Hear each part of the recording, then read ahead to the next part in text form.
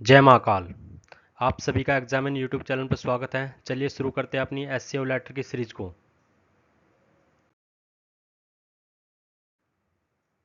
जिसमें आज का हमारा एससीओ होगा रूस यूक्रेन युद्ध, एक जटिल अंतर्राष्ट्रीय संकट। परिचय। रूस यूक्रेन युद्ध 21वीं सदी की सबसे विनाशकारी सैन्य घटनाओं में से एक बन चुका है। यह युद्ध न केवल दो देशों के बीच संघर्ष है, बल्कि इसके पीछे भू राजनीतिक, ऐतिहासिक और रणनीतिक कारक भी गहराई से जुड़े हुए हैं।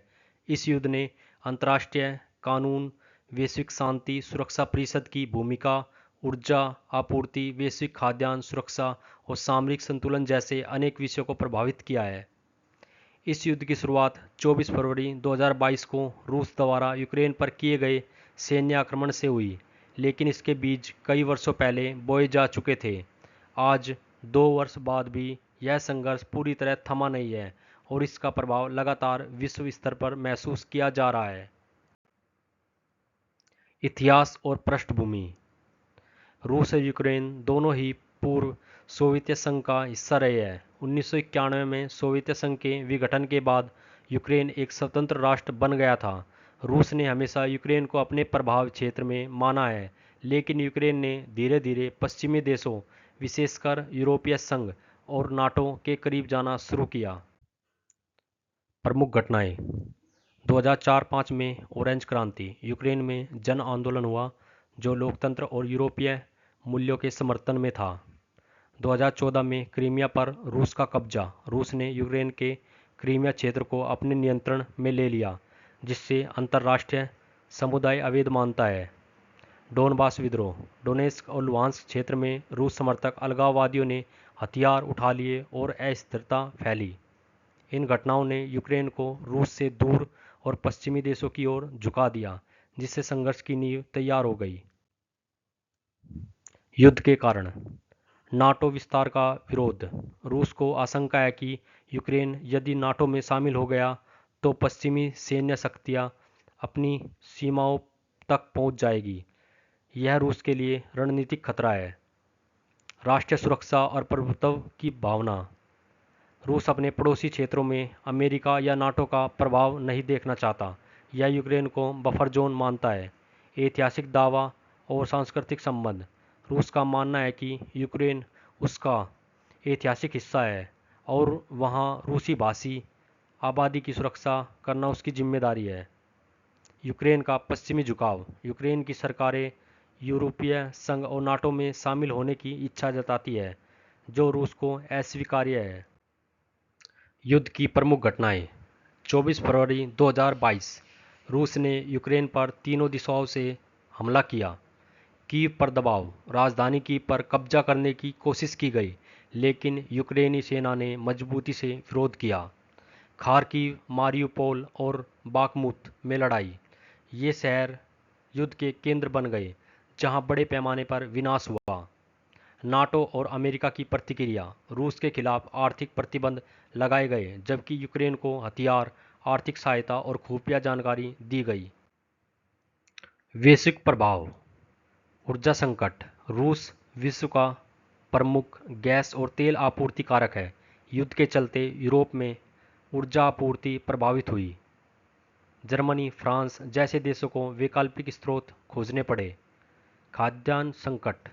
यूक्रेन और रूस दोनों गेहूं और खाद्य तेल के बड़े निर्यातक हैं। युद्ध के कारण अफ्रीका और एशिया के कई देशों में खाद्य संकट उत्पन्न हुआ। आर्थिक मंदी और महंगाई। विकसित और विकासशील दोनों प्रकार के देशों में मुद्रास्फीति, महंगाई बढ़ी। ईंधन, खाद्य सामग्री और आपूर्ति श्रृंखला में रुकावटें आई। सैन्यकरण और हथियारों की होड़। युद्ध ने विश्व भर में सैन्य खर्च बढ़ा दिया। यूरोपीय देश अब पुनः रक्षा क्षेत्र में अधिक निवेश कर रहे हैं। अंतर्राष्ट्रीय राजनीति में ध्रुवीकरण। अमेरिका, नाटो और यूरोपीय संघ एक ओर है, जबकि रूस और अप्रत्यक्ष रूप से चीन दूसरी ओर है। इससे एक नए शीत युद्ध जैसी स्थिति बन रही है। भारत की भूमिका। भारत ने रूस और यूक्रेन युद्ध में एक संतुलित और तटस्थ नीति अपनाई। भारत ने किसी पक्ष का नाम लेकर निंदा नहीं की। युद्ध विराम और शांति वार्ता का समर्थन किया। वैश्विक मंचों पर संप्रभुता और सीमा सम्मान की बात कही।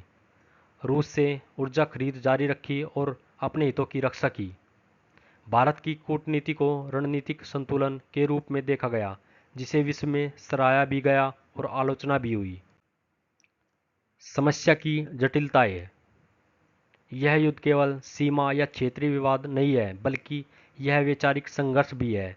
एक ओर पश्चिमी लोकतंत्र है, दूसरी ओर रूस की सत्तावादी व्यवस्था। यूक्रेन की संप्रभुता और स्वतंत्रता की रक्षा करना अंतर्राष्ट्रीय समुदाय के लिए नैतिक जिम्मेदारी बन गया है।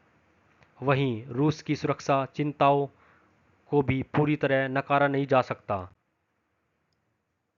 समाप्ति और संभावित समाधान।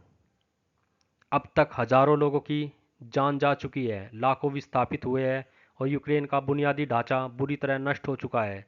किसी भी युद्ध का अंत कूटनीति और संवाद के माध्यम से ही होता है। संयुक्त राष्ट्र, तुर्की, भारत, चीन जैसे देश वार्ता की पहल कर चुके हैं, लेकिन अभी तक कोई ठोस समाधान नहीं निकला है। समाधान के उपाय। सीधी बातचीत। रूस और यूक्रेन को बिना शर्त वार्ता शुरू करनी चाहिए। संयुक्त राष्ट्र की सक्रिय भूमिका आवश्यक है। नाटो और रूस के बीच विश्वास बहाली के प्रयास हो। यूक्रेन की संप्रभुता की रक्षा के साथ साथ रूस की सुरक्षा चिंताओं का समाधान खोजा जाना चाहिए। निष्कर्ष। रूस यूक्रेन युद्ध केवल एक क्षेत्रीय संघर्ष नहीं है, बल्कि आधुनिक विश्व व्यवस्था की परीक्षा है। यह दिखाता है कि अंतर्राष्ट्रीय संबंध अभी भी शक्ति, संतुलन, प्रभुत्व और सुरक्षा चिंता के इर्द गिर्द घूमते हैं। इस युद्ध ने विश्व को बता दिया है कि शांति कितनी नाजुक होती है और युद्ध के परिणाम कितने व्यापक और गहरे हो सकते हैं। जब संवाद समाप्त हो जाता है तब युद्ध शुरू होता है, और जब युद्ध समाप्त होता है तब फिर संवाद की शांति की नींव रखता है। आज का लेटर होगा हमारा रूस यूक्रेन युद्ध पर शांति अपील करते हुए पत्र। प्रेषक सौरभ मिश्रा, सेक्टर 12, द्वारका, नई दिल्ली 110078, दिनांक 21 अप्रैल 2025। सेवा में महासचिव, संयुक्त राष्ट्र संघ, यूनाइटेड नेशंस, न्यूयॉर्क, अमेरिका। विषय: रूस यूक्रेन युद्ध पर शांति स्थापित करने हेतु वैश्विक हस्तक्षेप की अपील। महोदय, मैं एक जागरूक वैश्विक नागरिक होने के नाते आपके माध्यम से अंतर्राष्ट्रीय समुदाय का ध्यान रूस यूक्रेन युद्ध की भीषण स्थिति की ओर आकर्षित करना चाहता हूं, जो फरवरी 2022 से अब तक हजारों निर्दोष नागरिकों की जान ले चुका है और लाखों लोगों को अपने घरों से विस्थापित कर चुका है। इस युद्ध का प्रभाव केवल इन दो देशों के तक सीमित नहीं रहा, बल्कि वैश्विक स्तर पर इसकी वजह से ईंधन संकट, खाद्यान्न की कमी, आर्थिक स्थिरता तथा सुरक्षा चुनौतियां उत्पन्न हो रही है। विशेष रूप से विकासशील देशों को इस युद्ध का भारी खामियाजा भुगतना पड़ रहा है। इस संदर्भ में मेरा आपसे अनुग्रह है कि संयुक्त राष्ट्र संघ इस युद्ध को समाप्त करने हेतु शांति वार्ता में सक्रिय भूमिका निभाए। दोनों देशों को सीमित संघर्ष विराम हेतु राजी किया जाए। युद्ध से पीड़ित नागरिकों हेतु मानवीय सहायता की व्यवस्था की जाए।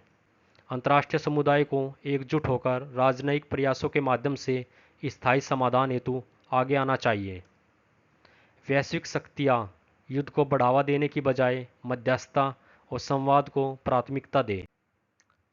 मानवता की रक्षा और वैश्विक शांति की स्थापना ही संयुक्त राष्ट्र की मूल भावना है। अतः आपसे अनुरोध है कि इस दिशा में ठोस और शीघ्र कार्यवाही की जाए, जिससे यह विनाशकारी युद्ध रुके और विश्व शांति को पुनः स्थापित किया जा सके। धन्यवाद। सादर, examine. Thanks for watching this video. Like, comment, subscribe.